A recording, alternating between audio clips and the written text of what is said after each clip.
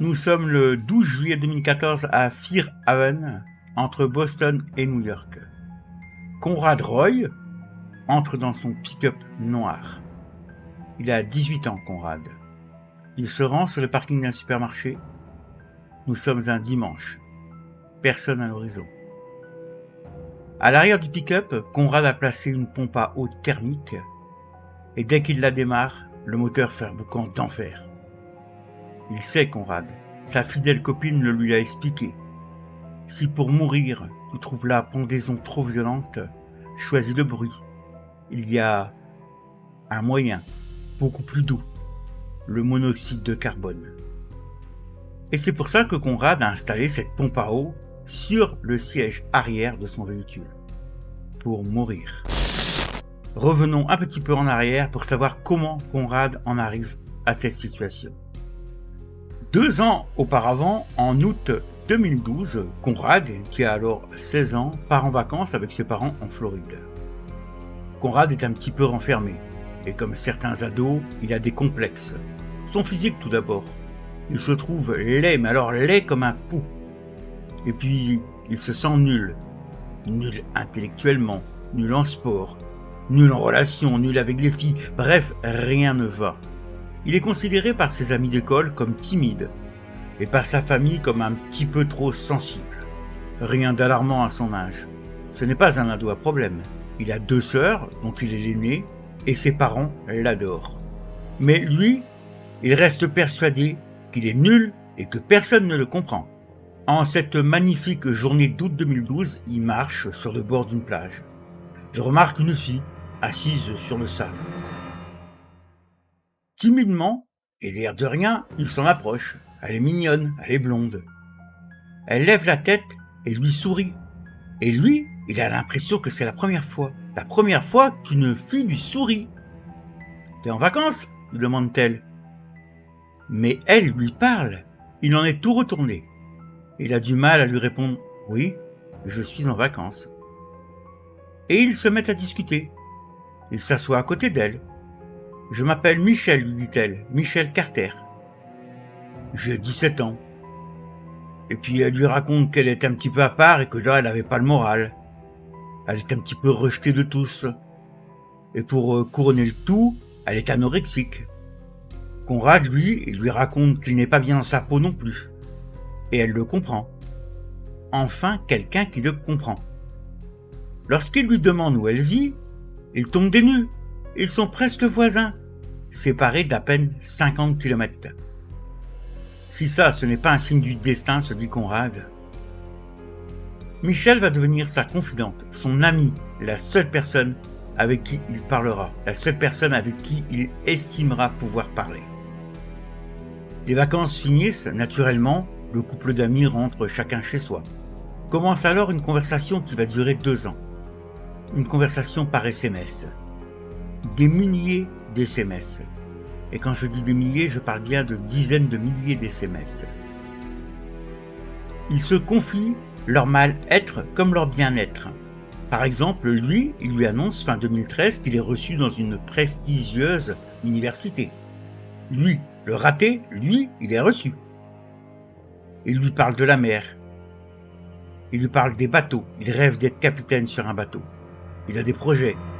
Et plus les jours passent, plus il a des projets. Jusqu'au début juillet 2014. À cette date, il a ce qu'il nommera lui-même des crises.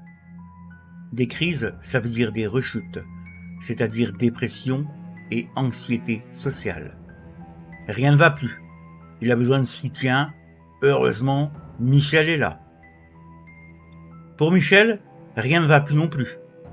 Elle se sent toujours rejetée, rien n'a évolué. Elle en parle même avec ses collègues d'école. Elle essaye de percer l'abcès, comme on dit. Elle tente de leur expliquer. Mais pour eux, elle s'exclut toute seule. C'est dans sa tête. Et puis elle est bien sympathique, mais elle devient problématique avec tous ses problèmes d'exclusion. Son anorexie. Puis elle manque de conversation, du coup. Donc forcément, sans en prendre conscience, les autres la rejettent un petit peu. Et ça, Michel n'en peut plus. Elle n'en peut plus de ce manque de conversation. Il lui faudrait quelque chose de différent des autres. Qu'on l'envie qu'on l'admire, qu'on la craigne, peu importe, du moment qu'elle est différente. Conrad n'en est pas conscient, mais Michel est certainement victime d'un mal-être plus fort que le sien. Leur relation est finalement basée là-dessus, le mal-être qu'ils ressentent tous les deux. Lors d'une conversation téléphonique banale, Conrad se confie à Michel. « Michel, je dois te dire un truc important, un truc que j'aimerais pas que t'ébruites. On n'en parlera que toi et moi. » « Bien sûr, lui répond-elle. De quoi s'agit-il ? Je pense de plus en plus à me suicider. Et là, contre toute attente, Michel voit une opportunité. L'histoire qui pourrait bouleverser sa vie. Si son copain, qui n'est pas son amoureux, mais ça personne ne le sait, si il se suicide, ce serait une occasion rêvée pour qu'on s'intéresse à elle. Elle racontera comment il en est arrivé là, et comment elle a tout fait pour le sauver ou l'aider à mourir. Ce serait quoi qui intéresserait le plus de monde finalement ? La voilà la différence avec les autres, la voilà sa différence, la voilà son histoire. Conrad passe de l'ami à la cible. Elle commence par le début. « Allez, arrête, Conrad. »« Tu ne le feras pas, on le sait bien, dit-elle. »« Parie pas là-dessus, répond Conrad. Le piège se referme. Rapidement, Michel lui demande « Mais tu comptes t'y prendre comment ?» Cette phrase, qui peut paraître déplacée, elle peut paraître d'une curiosité malsaine, la fait passer au stade d'assistance. Dans les jours qui vont suivre, les SMS relateront des conversations sur la meilleure façon de s'y prendre. Michel est explicite. « Te pendre ? Si tu t'y prends bien, c'est hyper rapide, dira-t-elle. » Rapide ? La plupart des agonies durent plus de 20 minutes, mais pour ça, il faut se renseigner pour le savoir. Michel ne se renseigne pas. Ensuite, ce sont des recherches sur Internet, puis des liens sur différentes méthodes, dont le monoxyde de carbone, qui est indolore, dira-t-on. Rapidement, Conrad est dépassé par les événements. Ce n'est plus de ses problèmes que Michel lui parle, mais de son suicide. Le reste n'a plus d'importance. Il ne mène plus les conversations. Et s'il a un doute, pas de souci, Michel a la réponse à tout. Par moments, des moments de plus en plus fréquents, il doute. Michel le sent. Elle le remet sur le droit chemin, tout de suite. Il doit mourir. Le 5 juillet, il parle à Michel de sa famille. Il lui dit « Mais si je meurs, comment vont-ils réagir ? Ils vont être peinés. Cela va être très difficile. » Michel, toujours par SMS, lui répond « Tout le monde sera triste pendant un temps, c'est sûr. Mais ne t'inquiète pas. Ils s'en remettront. » Le 8 juillet, elle écrit « Si tu veux le faire ce soir, je resterai avec toi au téléphone. » Conrad lui répond qu'il hésite, qu'il a peur, qu'il flippe pour être plus précis. Michel sent que la situation s'inverse. Mais il va pas le faire, ce con, il va pas se suicider. Alors elle va passer à la vitesse supérieure. Il faut arrêter de tourner autour du pot. À partir du 9, elle enverra plusieurs centaines de textos par jour.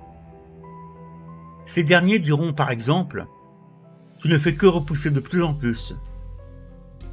D'autres diront « J'espère que tu vas me prouver que j'ai tort, car là je pense que depuis le début, tu me parles dans le vent. » Ou encore « Il est temps de passer à l'acte, tu es prêt ». Des mots comme un lavage de cerveau sur une personne déjà en état de faiblesse. Une personne qui pense que l'interlocuteur est son ami. Un interlocuteur, dans ce cas-là, qui est plus malade que Conrad lui-même. Le 12 juillet, il envoie ce message à Michel. « Ok, je vais le faire aujourd'hui. » Michel lui répond, toujours par SMS, je vous le rappelle. « Tu promets ?» Et Conrad écrit « Promis, on ne brise pas une promesse. » 1 heure plus tard, il envoie un autre message à Michel.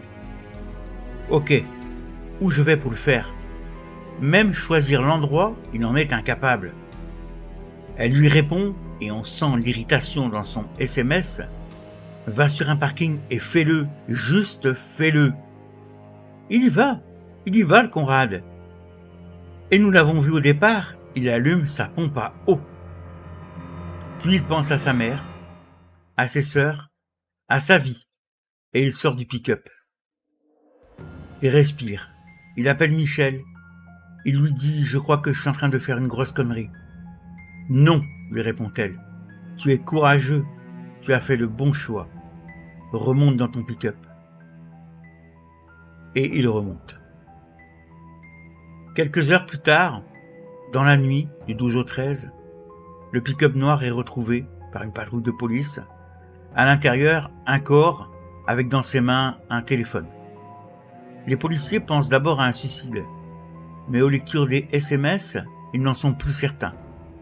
Il va falloir du temps pour comprendre l'affaire. Les policiers ne vont analyser que les derniers mois de conversation entre les deux ados.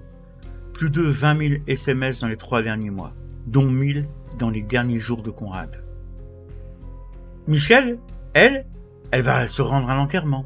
Elle va sangloter bruyamment. Elle va même organiser un match de baseball en mémoire du disparu. Elle crée une page Facebook pour récupérer des fonds pour la famille de Conrad.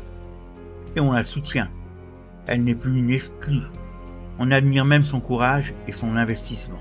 Et cela va durer jusqu'à la fin de l'enquête, où sa vie prendra une autre tournure. Elle risquait jusqu'à 20 ans de prison. Mais on peut imaginer qu'au vu de sa propre détresse psychologique, le juge va faire preuve de clémence. Elle sera condamnée à 30 mois de prison, dont 15 fermes. Une peine très clémente aux États-Unis.